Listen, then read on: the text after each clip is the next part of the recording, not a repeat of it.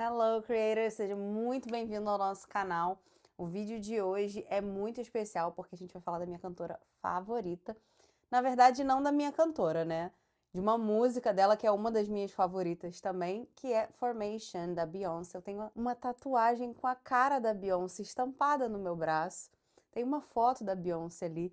Eu acho que dá pra saber o quanto que eu me dediquei para trazer essa análise para vocês, né? Então, sem mais delongas, vamos entender o que essa letra diz e aprender bastante o vocabulário. Formation foi um single lançado em 6 de fevereiro de 2016 e ela foi escrita pela Beyoncé e pelo Sway Lee. É uma música que fala muito sobre negritude, sobre a feminilidade negra, sobre independência financeira, fala sobre questões raciais e dialoga também com o movimento Black Lives Matter, além de ser uma resposta à negligência do Estado com New Orleans, que fica na Louisiana, que é a terra onde nasceu a mãe da Beyoncé, a Tina Knowles, logo após o furacão Katrina. O clipe de Formation tem muitas coisas interessantes, muitas imagens interessantes, mas no vídeo de hoje eu vou focar mais na letra, porque o objetivo é a gente aprender inglês, né? Só que não tem como a gente desprender a língua da cultura, do que estava acontecendo, e principalmente nessa música, o contexto histórico vai ser bastante importante pra gente entender o que tá sendo dito. A Beyoncé performou essa música no Super Bowl, e assim, foi um burburinho, foi uma fofocaiada, foi um kikiki, com pessoas dizendo que era uma música anti-polícia, enquanto que tanto a música quanto o clipe vão falar de questões raciais e de injustiça social nos Estados Unidos. Então vamos começar com essa introdução, que não é a Beyoncé que fala, é um comediante chamado Messi Maia, e ele foi assassinado. Parece que ficou não resolvido esse caso. E ele começa falando o seguinte: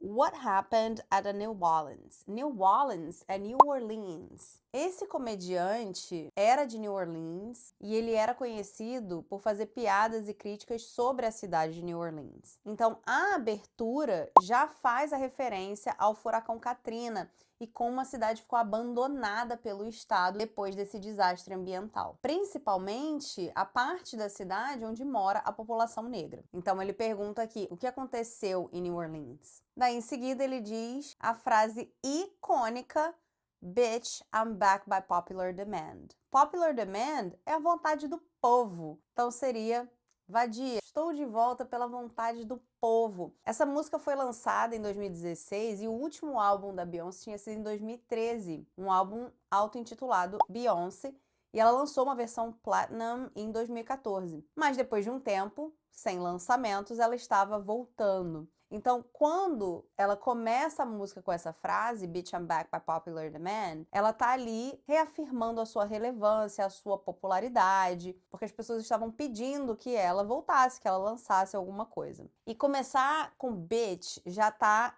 dando o tom da música. Ela vai falar com haters, ela vai falar com gente que não gosta dela. Ela vai ser afrontosa. Passada a introdução, a música começa de fato com a Beyoncé dizendo: Y'all haters corny with a Illuminati mess. Corny, sabe aquela piada tosca de tiozão do pavê? Isso é uma corny joke. Então, corny é uma coisa tosca, uma coisa cafona, é uma coisa brega. E y'all é uma forma informal de dizer you all, todos vocês. E por que a Beyoncé está falando de Illuminati? Porque rolam várias teorias da conspiração na internet, e nessas teorias da conspiração, volta e meia diziam que ela e o Jay-Z faziam parte dos Illuminati, que é uma sociedade secreta que controla o mundo, supostamente. E aí o que ela tá dizendo? Que os haters, as pessoas que não gostam dela, que ficam falando mal dela, estão sendo toscos com isso de ficar dizendo que ela é parte dos Illuminati, porque isso é uma forma de dizer que o sucesso dela é graças a uma seita, uma sociedade secreta que controla o mundo, e não devido ao trabalho duro, ao esforço da Beyoncé. Então, durante a música, ela vai falar um pouco mais sobre isso. Seguindo, ela vai dizer: Paparazzi, catch my fly and my cocky fresh. Então, paparazzi são os fotógrafos, né, que tiram fotos sem parar.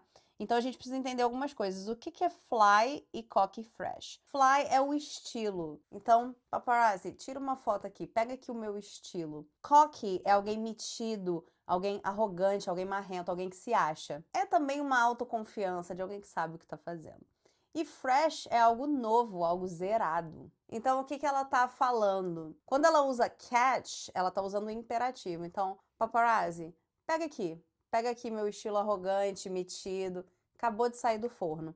Ela já tá dando o tom dessa música que ela vai ser afrontosa, ela vai ser arrogante, ela vai ser cheia de marra, como dizem os cariocas.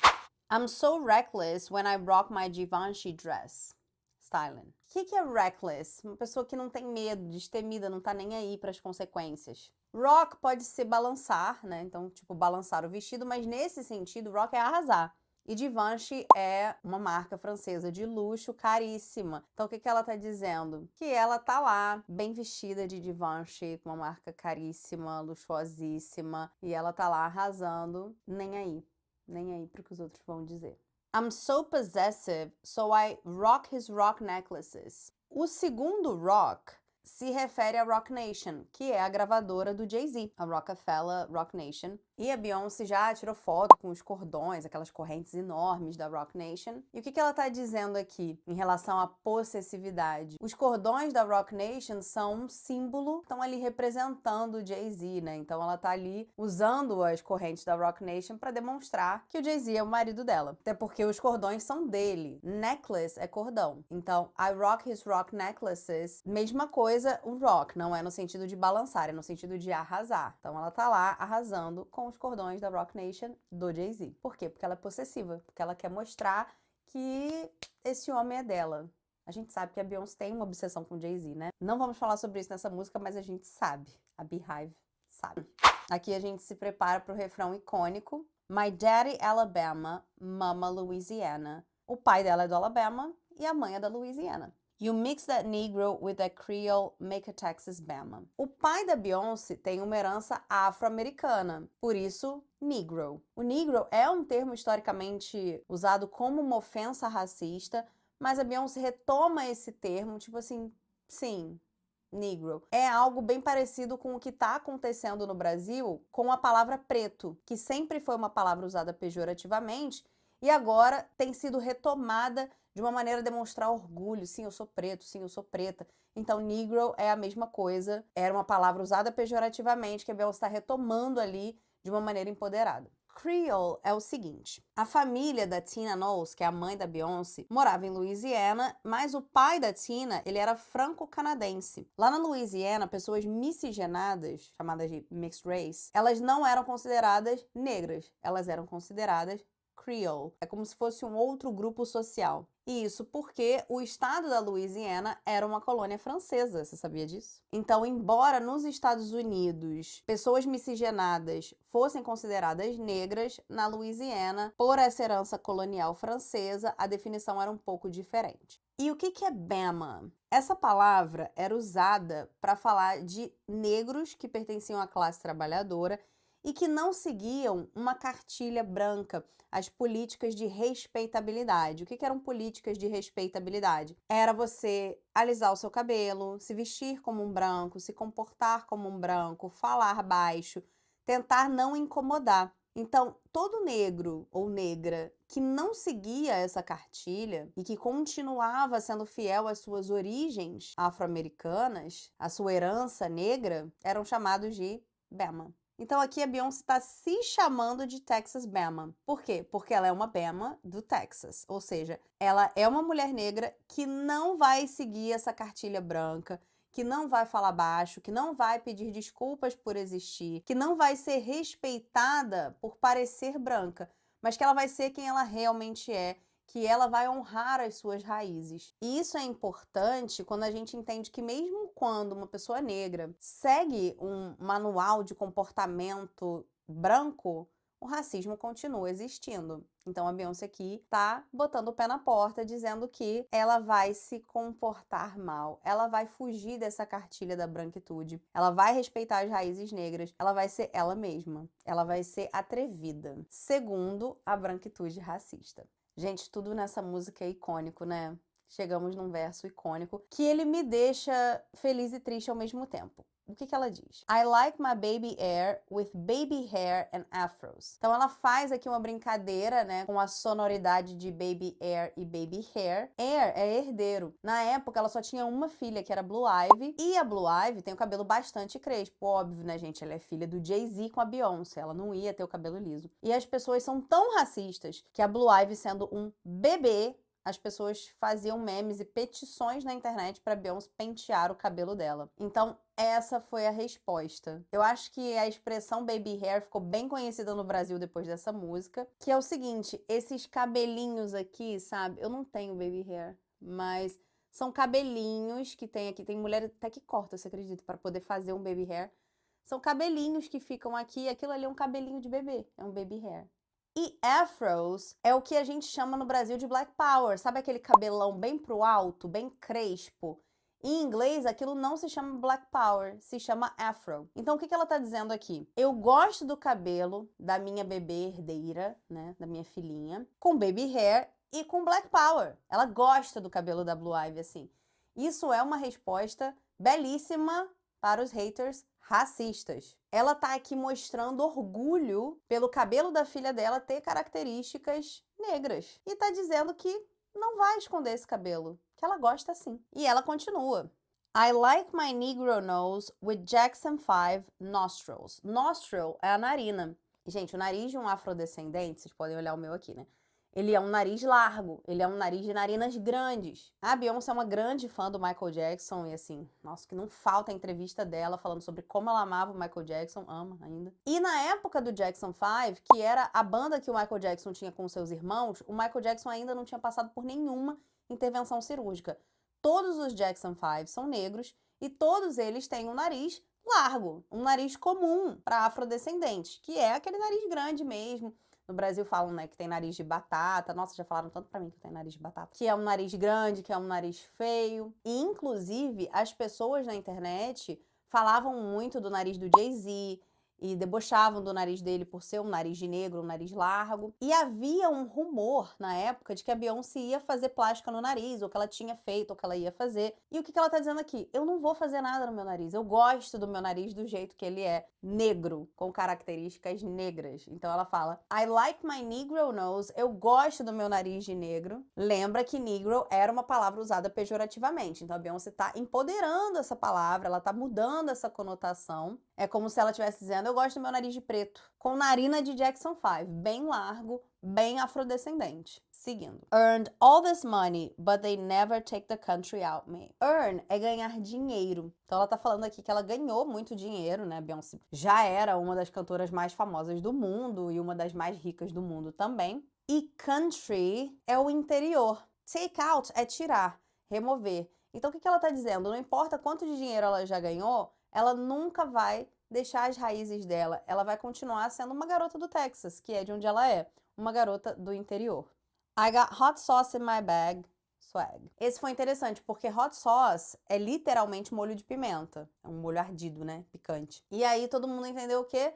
Eu tenho um molho de pimenta na bolsa. O que que isso significou na época? O pessoal do Texas gosta muito de comida apimentada. Então, parecia que ela estava dizendo que ela levava as raízes dela sempre com ela. Ela ainda comia comida muito apimentada. Só que depois que ela lançou o álbum visual Lemonade, na música Hold Up, ela tá segurando um taco de beisebol que tá escrito hot sauce. E aí todo mundo passou a questionar o que ela tava dizendo aqui em Information, que é o hot sauce não é um molho de pimenta, o hot sauce é o taco de beisebol. É, ó, eu tenho um taco de beisebol na bolsa, vem pra tu ver. Então a gente fica aí com essas duas conotações possíveis. Mas sem saber que o taco de beisebol dela chamava hot sauce, a gente nunca chegaria a essa conclusão, viu? E swag é uma abreviação de swagger, que significa borogodó. É aquele tchan, é um negócio que é a autoconfiança, o carisma. É também o estilo, a marra, tudo isso é swag. Eu prefiro chamar de borogodó. Beleza, voltamos agora com o interlude do Messi Maia e da Big Freedia, dizendo, oh yeah, baby, oh yeah, I like that. I did not come to play with you hoes, I came to slay, bitch. Hoe é uma abreviação de whore, que é vadia. É outra palavra para bitch, mas tem diferença semântica. Porque a bitch é aquela mulher insuportável, chata. Não necessariamente ela engaja em relação sexual com muita gente. Já a hoe é esse segundo caso, né? Vou ter que baixar o nível, né? Que é piranha, num bom português. E slay é uma palavra que, no contexto original, é assassinar, matar. Só que ela é uma gíria LGBT, que ficou muito famosa depois dessa música, pra arrasar. Então, eu não tô de brincadeira, eu vim arrasar, bitch. A Big Freedia é uma rapper que é gender fluid, mas os pronomes que ela usa são she e her. E esse trecho ser cantado pela Big Freedia, eu acho que deixa muito claro uma declaração de autenticidade. Eu não tô de brincadeira. Eu vim arrasar e eu vou ser eu mesma. Então seguimos. Ainda Big Freedia falando. I like cornbreads and collard greens, bitch. Cornbread é o pão de milho, é tipo a nossa broa de milho. E collard greens é a couve refogada. E a culinária do sul, onde fica o Texas, né, a terra da Beyoncé, ela é muito conhecida por churrasco, tem essas comidas que são mais conhecidas por turistas, né? Mas gostar de pão de milho e de couve refogada é algo que você precisa ter raízes no lugar. Essas duas comidas são clássicos da culinária negra do sul dos Estados Unidos. E muitas vezes essa comida faz parte da mesa de pessoas com raízes mais humildes. Então, incluindo esse trecho, o que a Beyoncé está dizendo é: eu sei o que as pessoas comem no sul. Eu não esqueci das minhas raízes. Então volta a Beyoncé com o refrão, a gente já analisou, então vou pular. E aí a gente tem um outro refrão aqui, onde a Beyoncé diz: I see it, I want it, I stunt, yellow bonnet. Stunt quer dizer ostentar, é uma gíria do hip hop. Porque stunt, literalmente, significa dar pirueta, fazer acrobacia. Aqui, o que ela tá dizendo com I see it, I want it, I stunt, é: eu olhei, gostei, eu compro, eu ostento. Lembrou até da Ariana Grande, né?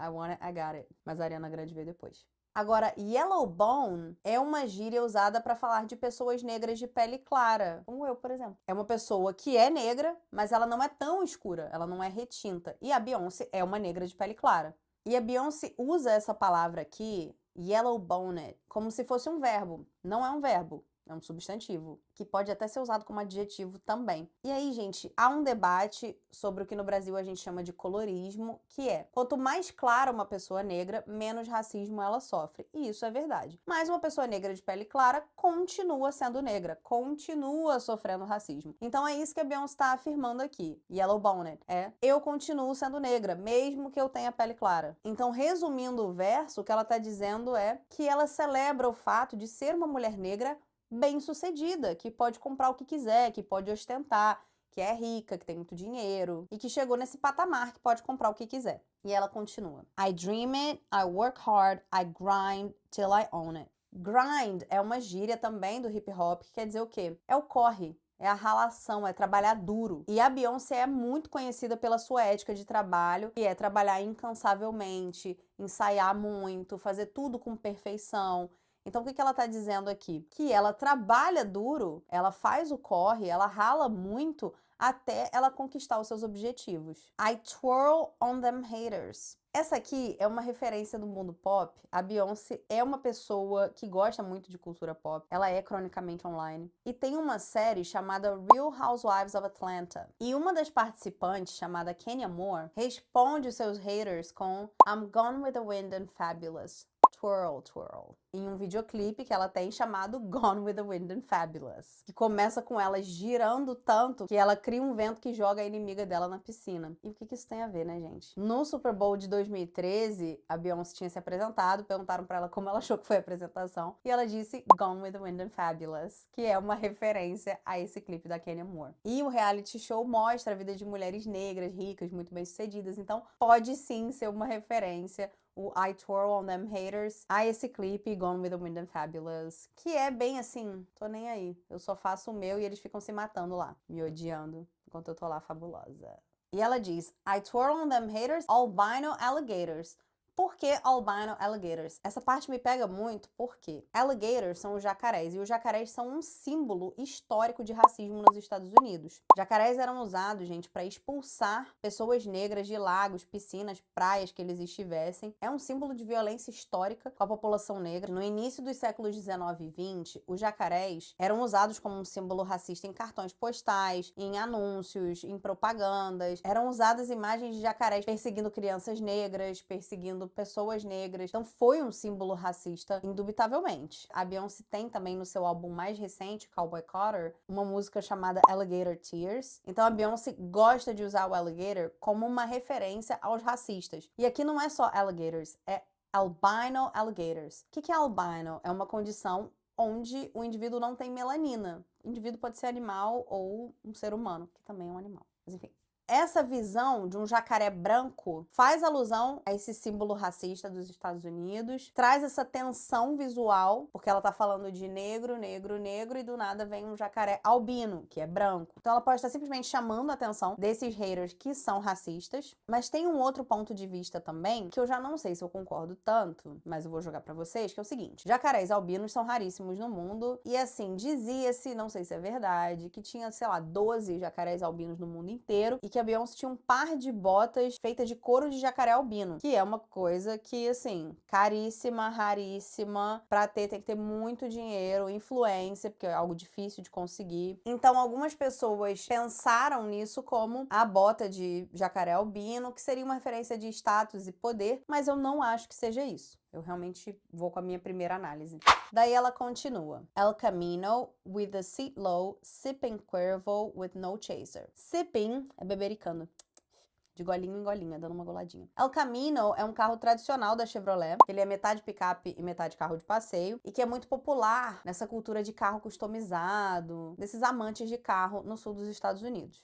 Cuervo é uma referência a tequila, José Cuervo. E a Beyoncé, ela gosta muito de whisky e aparentemente de tequila também. E o que é chaser? Sabe quando você toma uma coisa que tem gosto muito ruim e aí você tem que tomar outra bebida depois? Essa outra bebida é o chaser. Então o que ela tá dizendo? Que ela bebe tequila sem fazer cara feia, sem precisar beber outra coisa depois pra tirar o gosto. E o seat low é o banco rebaixado, é o banco pra trás, assim, do carro. O que ela tá dizendo aqui? Primeiro, quebrando as leis, né? Porque obviamente ninguém pode dirigir bebendo, né, gente? Seja no Brasil ou nos Estados Unidos. Então ela tá dizendo que ela tá andando de El Camino, relaxada, tranquila, com o banco pra trás, tomando uma tequila sem fazer cara feia. E essa é uma estética do hip hop, né? O banco rebaixado para trás, um carro de luxo, que demonstra que você tá no controle, que você tá no poder, que você tá de boa, que nada te abala.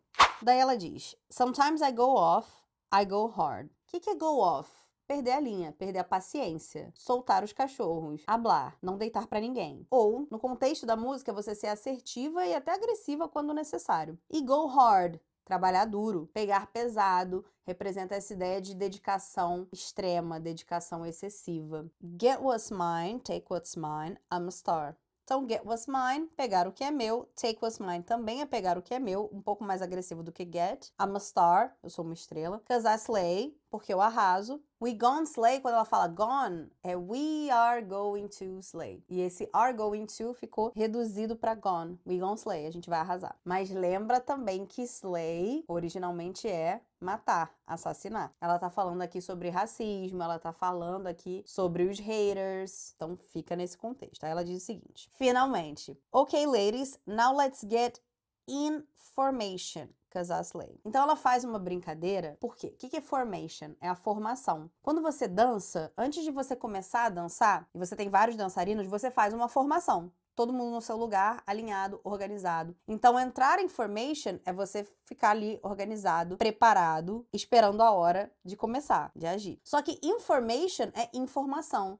Então, ladies, now let's get information seria vamos nos informar. Mulherada, vamos nos informar. Mas também vamos entrar em forma, vamos nos preparar aqui, vamos nos organizar pra gente começar a agir, a dançar, ou whatever. E o cause I slay, porque eu arraso, acaba sendo também uma metáfora. Então, quando ela fala de ladies, ela tá falando especificamente com as mulheres. O que isso pode ser? Pode ser só literal? Vamos todo mundo parar aqui e se organizar pra gente começar a dançar e arrasar? Sim. Mas tem um duplo sentido, que é vamos nos organizar num movimento de mulheres, ladies, ou seja, movimentos feministas. Vamos fazer essa organização, cause I slay, pra gente arrasar, pra gente acabar com tudo que ela tá denunciando na música, né, gente? Com o racismo, com as críticas e tudo mais que ela veio fazendo na letra até agora. Daí ela continua: Prove to me you got some coordination, cause I slay. Prova pra mim que você tem ritmo, que você tem coordenação, que você executa tudo perfeitamente. Slay trick or you get eliminated. Esse é um verso muito bom. Trick seria indivíduo, sujeito, figura. E eliminated, ela faz a fonética como se fosse eliminated.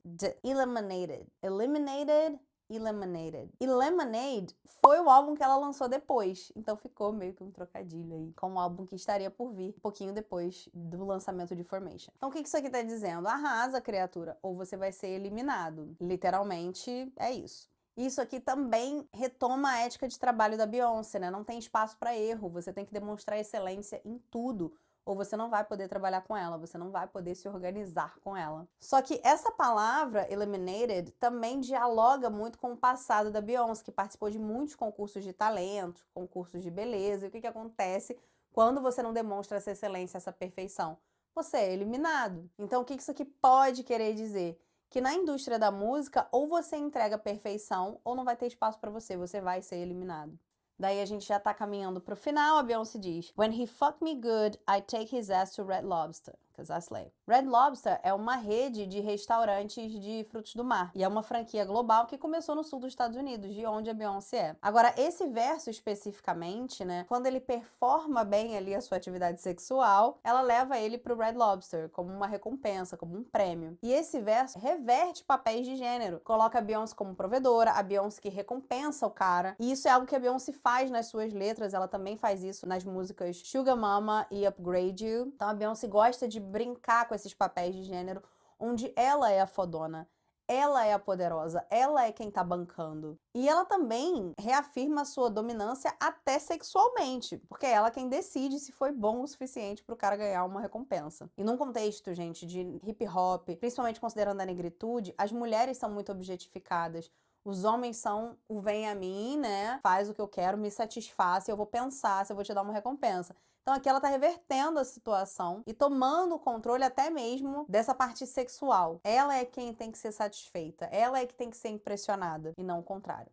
Daí ela diz o seguinte: If he hit it right, I might take him on a flight on my chopper. Hit it right, se ele acertar, se ele mandar ver bem direitinho, ou seja, se ele levá-la ao orgasmo, I might take him on a flight, eu posso levar ele pra voar on my chopper. Chopper é uma gíria pra helicóptero.